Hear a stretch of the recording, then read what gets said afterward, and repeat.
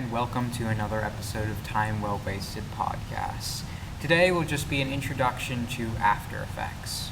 So After Effects is an Adobe program that is a compositing software. Now you might be wondering, what's the difference between editing and compositing since they're both working with video?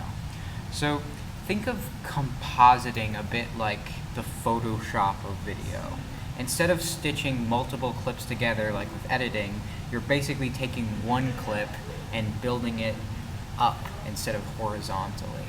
So if I'm to use an example, if I go into one of these documents, whereas a normal something like Final Cut will be very long, here we have a whole bunch of stacked things, which is roughly how After Effects goes.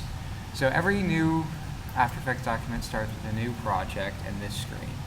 So like I said, After Effects works with compositions, and each will have their own settings and time, and this is where you can set things up.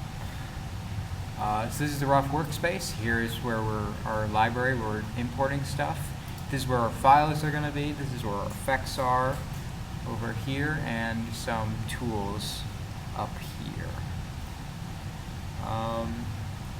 And if you want to, I won't get into the nitty-gritty right now, just so if you want to render something, you create composition.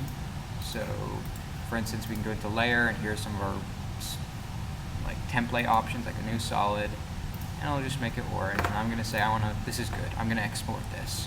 So there's two things you can do. You can either add it to the media encoder queue or the render queue.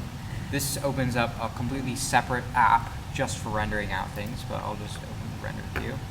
And if you just do it normally, you're going to get a much larger file than you want sometimes. Because what this does is actually preserves the alpha channel and the transparency of the layer, which sometimes you want, but most of the time if you just want to put something into Final Cut, you really don't. So you're going to go to Custom, go to Format Options, and you're going to pick, I already have it picked, Apple ProRes. One of the Apple ProRes is I do 422, so that can more seamlessly go into something like Final Cut.